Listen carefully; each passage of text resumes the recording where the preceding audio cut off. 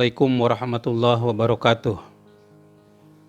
Alhamdulillah pada siang hari ini kita bisa memulai mata kuliah AIK pada STAI Darul Arqam. Saudara, pada mata kuliah ini ada beberapa materi yang akan kita kaji. Pertama terkait dengan akidah. Akidah itu nanti akan kita kaji selama 3 pertemuan, ya. Dilanjutkan dengan toharoh, sholat, jenazah, puasa, sampai kepada akikah dan kurban. Pada pertemuan ini kita hanya mengkaji 2 materi saja, yaitu iman kepada Allah dan kepada malaikat Allah. Saudara sekalian, kita mulai dengan rukun iman. Satu saat Nabi Muhammad SAW didatangi oleh malaikat Jibril. Lalu beliau ditanya, mal iman, apa iman? Lalu Nabi mengatakan, mal mas'ul bi'a'lam minas sa'il. Yang ditanya tidak lebih tahu daripada yang bertanya. Nah, lalu malaikat itu mengatakan, al-imanu, iman itu adalah antu'mina billah wa malaikatihi wa kutubihi wa rusulihi wal yaumil akhir wal qadari. Ya, apa itu iman? Iman adalah engkau beriman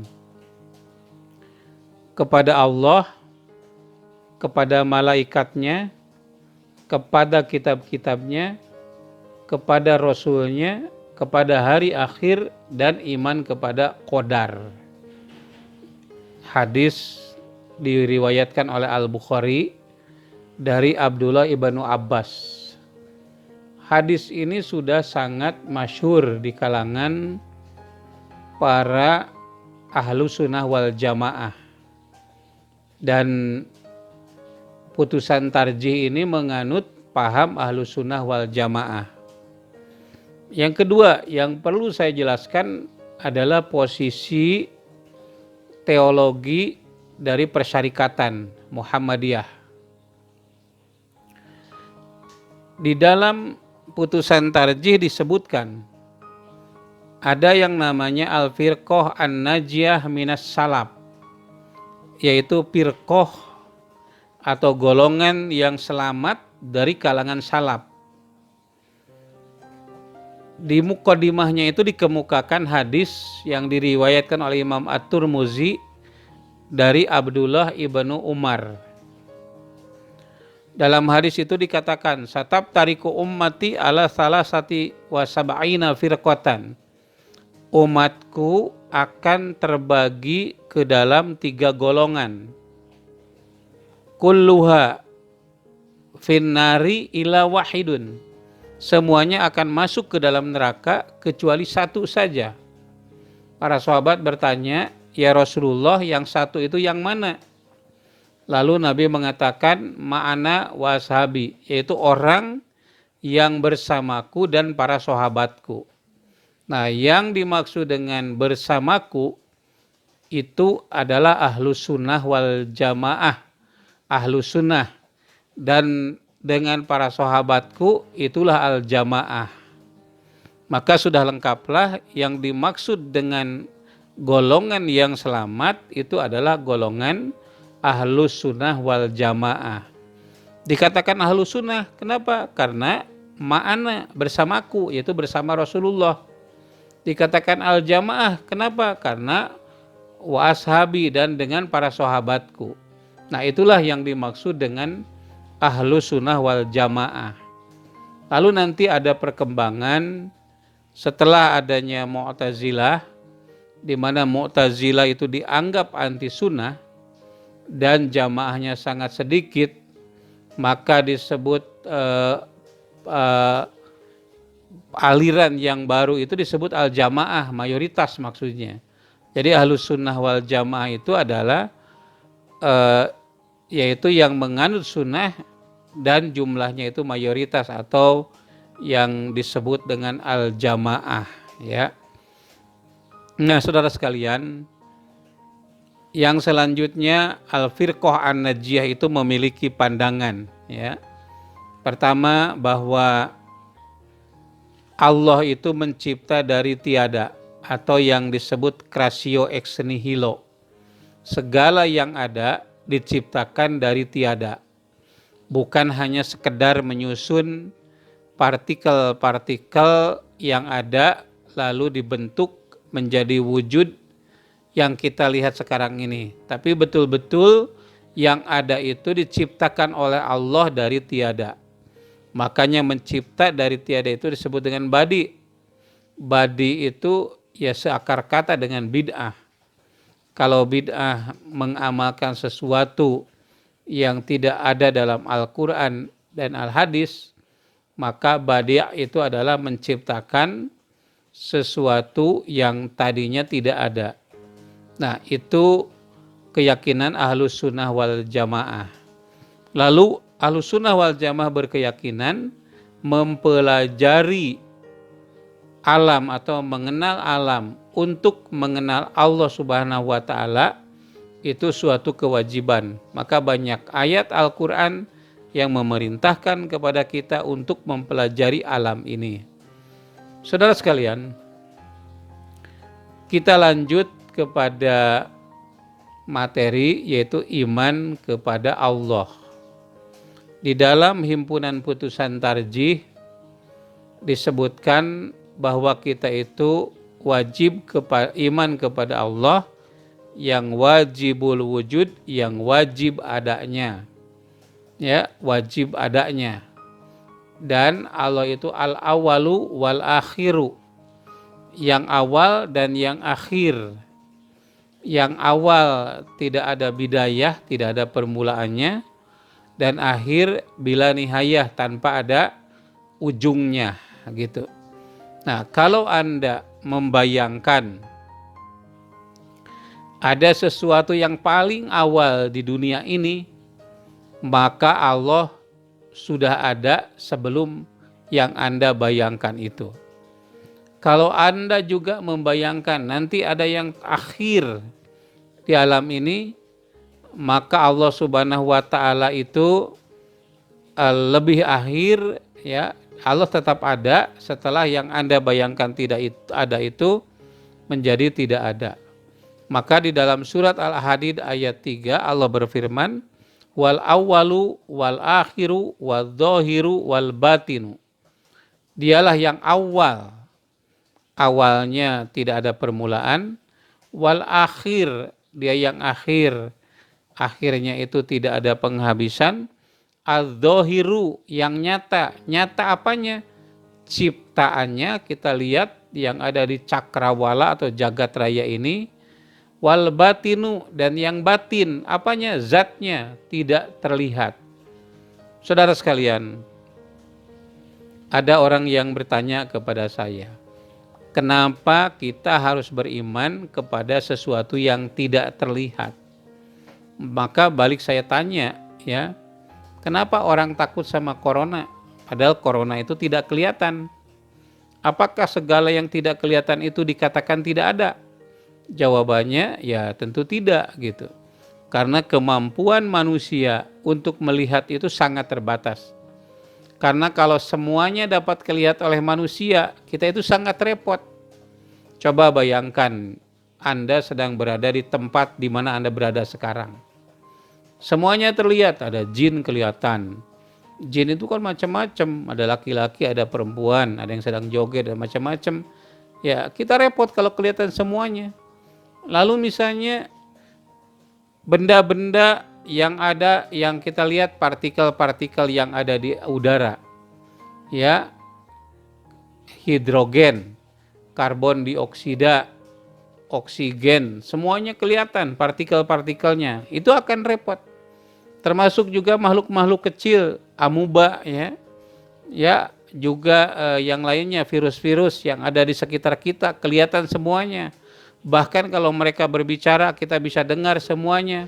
Itu akan repot ya, suara kita itu bising ya. Makanya kita hanya bisa melihat dalam jarak tertentu ya. Kalau yang terlalu jauh kita tidak dapat lihat. Coba Anda lihat, pergi keluar sana. Di atas itu ada galaksi, ada bintang-bintang yang banyak. Yang jaraknya dari bumi bisa jutaan kilometer ya. Itu tidak akan kelihatan. Yang terlalu dekat juga tidak ada kelihatan. Misalnya Anda punya mata, mata kita yang dekat itu tidak dapat kita lihat. Ya, kemudian yang terlalu kecil, ya di bawah 1 mikron atau 1 mili kita tidak dapat melihatnya. Termasuk corona ya, yang sekarang kita berada pada era wabah corona itu, kita tidak bisa melihatnya. Lalu yang besar sekali ya, seperti bintang yang ada diameternya mencapai 60 ribu tahun begitu ya, 60 tahun perjalanan cahaya. Coba bayangkan, cahaya itu kecepatannya 400.000 kilometer per detik kali 60 kali 12 jam kali 30 hari kali 60. Nah itu berapa nolnya? Panjang sekali ya. Kalau ditempuh itu berapa lama? Itu tidak akan kelihatan. Sesuatu yang terlalu besar, terlalu jauh tidak akan kelihatan gitu. Nah itulah yang disebut dengan batin. Allah itu batin, tidak kelihatan zatnya, tapi zahir, apanya? Ciptaannya. Nah lalu di putusan tarjih itu disebutkan ada sifatnya al-hayyu al-qayyum. Allahu la ilaha illah wal hayyul qayyum. Allah itu yang hidup, yang berdiri sendiri atau qiyamuhu binafsihi. Allah juga mukhalafatun lil hawadisi, berbeda dengan makhluknya, dari zatnya, dari sifatnya, dari perbuatannya. Juga Allah itu wahdaniyah. Wahdaniyah itu artinya esa ya. Allah itu kudrat, maha kuasa, irodah, maha berkehendak. Apa yang terjadi sekarang itu tiada lain atas kudrat dan irodat Allah. Allah juga as-sami al-basir, maha mendengar. Juga Allah itu maha melihat ya. As-sami al-basir. Nah saudara sekalian, itulah beberapa sifat Allah yang dimajukan oleh himpunan putusan tarjih. Tetapi dalam putusan tarjih itu tidak dikategorikan sebagaimana kategori yang dibuat oleh para ulama ya. Ya, jadi apa yang digagas oleh himpunan putusan tarjih itu sama dengan pandangan Al-Ghazali, sama dengan Al-Asy'ari ya, karena mereka itu termasuk salaf. Tidak ada sifat seperti yang dikemukakan oleh Imam As-Sanusi atau Syekh Sanusi ya. Ada qadiron, aliman, hayan, basiron, mutakaliman. Itu tidak ada dalam akidah atau keimanan yang ada dalam putusan tarjih. Jadi sama dengan para mutakalimin dahulu sebelum dipengaruhi oleh pemikiran filsafat. Nah, kalau kita kategorikan ya, maka sifat Allah dalam pandangan putusan tarjih itu cuman ada 3 kategori. Kategori yang pertama yaitu sifat nafsiyah. Dalam hal ini adalah wujud. Allah itu wajibul wujud, wajib adanya. Ya, wajib adanya. Ada dengan sendirinya, tidak diadakan oleh yang lain, tidak diawali dan diakhiri oleh tiada. Ya. Nah, lalu yang kedua yaitu sifat salabiyah, yaitu awal, akhir, ya, berbeda atau mukhalafatun lil hawadisi, qiyamuhu binafsihi, ya, dan wahdaniyah. atau yang di situ disebut wahid ya dalam putusan tarjih itu. Nah, jadi term atau terminologi yang digunakan tidak seperti terminologi yang digunakan oleh Imam Syekh Sanusi. Dan yang ketiganya yaitu sifat ma'ani. Ya, ada kudrot, ada irodat, ada ilmu, ada hayat, sama basor. Tetapi tidak disebutkan kalam di situ ya. Ini perlu ada pemikiran lebih lanjut dari mutakalimin warga Muhammadiyah. Selanjutnya catatan terkait dengan keimanan kepada Allah, yaitu Allah itu mutasifun bisifatil kamal ya. Allah itu disifati dengan sifat kesempurnaan dan dibersihkan dari sifat-sifat kekurangan. Allah itu sempurna dan Allah itu tidak ada kekurangan sesuatu apapun pada Allah Subhanahu wa taala. Catatan yang perlu saya sampaikan juga bahwa Allah itu tidak memerintahkan kepada manusia untuk berpikir tentangnya. Kenapa? Karena manusia itu tidak akan mampu untuk memikirkan tentang Tuhan. Jangan dipikirkan bagaimana wujud zatnya, bagaimana hubungan dengan sifat dan lain-lain. Kenapa? Kamu itu tidak akan mampu untuk memikirkannya. La yukallifullahu nafsan illa wus'aha. Allah tidak membebankan satu jiwa kecuali sesuai dengan kemampuannya. Jangan pikirkan zat Allah, kamu tidak akan mampu. Oleh karena itu dalam satu hadis dikatakan, tafakkaru fi khalqillah wala tafakkaru fi dzatillah. Berfikirlah kalian tentang makhluk Allah, tetapi jangan berpikir tentang zat Allah.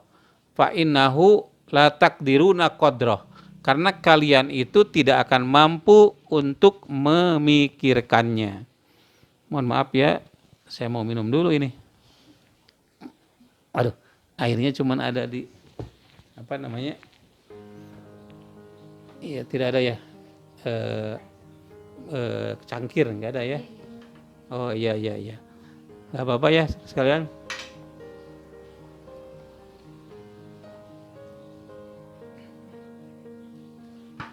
Ya, itu catatan yang kedua.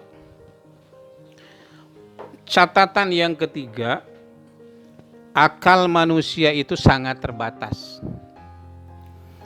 Dia tidak akan mampu menjangkau zat Allah. Makanya kalau sering ada orang yang bertanya mengenai zat Allah, ya jawab saja. Islam itu mengajarkan supaya manusia berpikir tentang makhluk, itu akan manfaat ya. Itu para sahabat berkumpul, mungkin pada saat itu tidak musim wabah corona ya. Itu berkumpul, mereka mendiskusikan tentang zat Allah.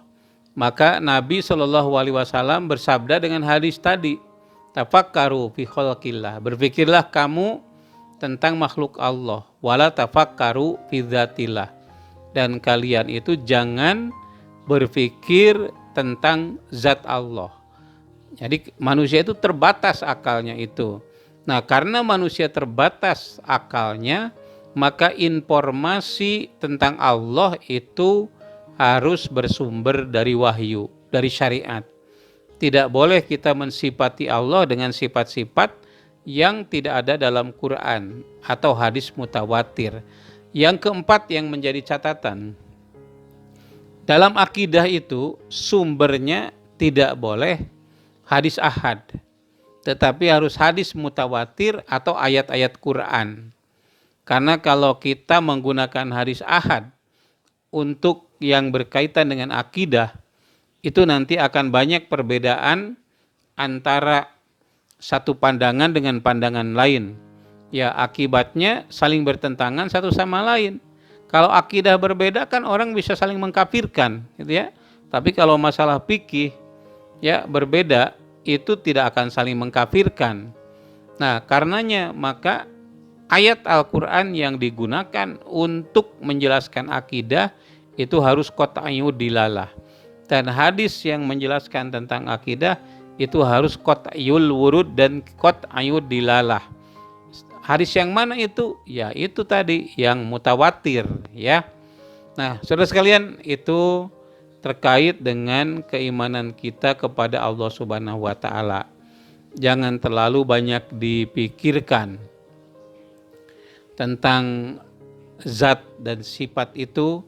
Yang jelas kita yakini bahwa Allah itu wajibul wujud, Allah itu awal, Allah itu akhir, Allah itu zahir, Allah itu batin, Allah itu wahdaniyat, Allah itu hayyul qayyum, Allah itu kudrat, Allah itu iradah, Allah itu sami'un basir, dan Allah itu alim, ya, maha mengetahui. Jadi kalau hayyun hidup, maka di dalamnya ada kudrat, ya, karena tidak mungkin yang mati itu berkuasa. Kuasa terhadap segala sesuatu, ala kulli syai'in qadir. Ya, Allah itu iradah, maha berkehendak. Kehendak Allah itu bebas, tidak ada tekanan dari siapapun, merdeka, ya. Allah itu alim, tidak mungkin kalau mati itu alim. Allah itu sami'un alim, ya, Allahu sami'ul basir, Allah itu mendengar dan Allah juga melihat. Itu pokok yang kita yakini terkait dengan keimanan kita kepada Allah Subhanahu wa taala. Nah, baik saudara sekalian, para mahasiswa yang saya banggakan, berikutnya terkait dengan keimanan terhadap malaikat. Pokok keyakinan kita adalah bahwa kita wajib yakin Allah itu memiliki malaikat. Malaikat itu uli ajnihatin, memiliki sayap-sayap, masna wasulasa waruba. Mungkin ada yang sayapnya 2, ada yang sayapnya 3, ada yang sayapnya 4, atau mungkin Allah menambahkan sayap-sayap malaikat itu sehingga dia bisa terbang dengan cepat, menjelajah dan menuju ke mana saja, ya. Karena tugas-tugas malaikat itu sangat banyak, ya. Malaikat itu merupakan utusan Allah. Jadi ada malaikat yang ditugaskan oleh Allah untuk menjadi utusan. Ada juga yang ditugaskan Allah hanya untuk memikul aras saja. Ada yang menjaga laut. Ada yang mencatat amal, yaitu Raqib dan Atid. Ada yang menyampaikan wahyu, yaitu malaikat Jibril. Ada juga malaikat yang mengatur suhu, ya, hujan, ya, seperti musim. Pembagian musim yang berada di berbagai benua berbeda-beda, yang ditugaskan oleh Allah untuk mengatur itu adalah malaikat Mikail. Nah, malaikat itu punya makom atau derajat-derajat, kedudukan-kedudukan yang berbeda. Karena memiliki kedudukan yang berbeda, maka tingkatannya berbeda. Karena tingkatan berbeda, maka mereka memiliki peran, ya, peran, tupoksi, tugas pokok dan fungsi. Mereka memiliki sifat, ya, antara lain layak sunallah, mereka itu tidak maksiat kepada Allah, tidak membangkang. Wayab aluna ma yu'marun, melaksanakan apa yang diperintahkan oleh Allah Subhanahu wa taala. Tidak ada malaikat yang membangkang. Makanya ada pandangan manusia itu lebih tinggi derajatnya dari malaikat, karena perbuatan malaikat itu automatically, ya, otomatis, ya, tanpa harus ada perdebatan terlebih dahulu. Kalau manusia kan akan melakukan sesuatu, ada pertimbangan-pertimbangan akal, ada nafsu, ya. Malaikat itu tidak. Maka malaikat itu serba otomatis, ya, tidak ada perdebatan terlebih dahulu sebelum melakukan sesuatu perkara, ya. Makanya manusia itu kalau dia menjadi orang yang baik, maka derajatnya akan lebih tinggi daripada malaikat. Tetapi kalau dia buruk akan lebih rendah daripada binatang. Ya, misalnya Al-Quran menyebutkan malaikat itu walaqad darokna li jahannama katsiran minal jinni wal insi lahum qulubun la yafqahuna biha walahum adhanun la yasmauna biha walahum ayunun la yubsiruna biha. Ya, balhum adol, ya, ulaika kal an'am balhum adol, mereka itu bagaikan binatang, bahkan mereka itu lebih sesat daripada binatang. Itu firman Allah terkait dengan dengan manusia itu. Nah, di dalam ayat itu disebutkan, ya, sungguh kami telah sediakan jahanam itu, penghuninya itu kebanyakan dari jin dan manusia. Mereka punya kolbun, tapi tidak berpikir. Nah, ini perlu saya tafsirkan dulu, ya. Kolbun itu diartikan oleh para mufassir abad 9 itu hati. Kolbun itu. Nah, tetapi betulkah itu hati? Hati kan sekarang itu kalau orang punya penyakit hepatitis itu apa namanya? Di liver, ya. Ya, liver. Kemudian kalau kolbu itu leper atau apa? Nah, penelitian terakhir membuktikan bahwa yang mampu untuk berpikir itu kan akal atau otak gitu. Nah, ternyata di dalam di dalam jantung manusia itu ada 40.000 sel otak. Maka kata kolbun itu jangan diartikan hati. Kolbun itu diartikan jantung, karena pada jantung itu ada daya untuk berpikir, ya, menyimpan memori.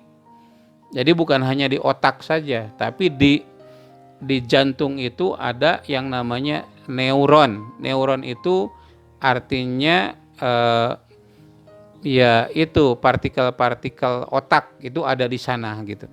Sehingga hati itu bisa berpikir. Tetapi manusia itu tidak menggunakan kolbunya, ya, atau jantungnya untuk berpikir. Mereka punya telinga tapi tidak mau mendengar. Mereka punya mata tapi tidak melihat. Ulaika kal an'am, mereka itu bagaikan binatang, balhum adol, bahkan lebih sesat lagi daripada binatang, ya. Jadi saudara sekalian, kembali kepada malaikat, ya, malaikat Allah tadi macam-macam. Kita catatannya, pertama,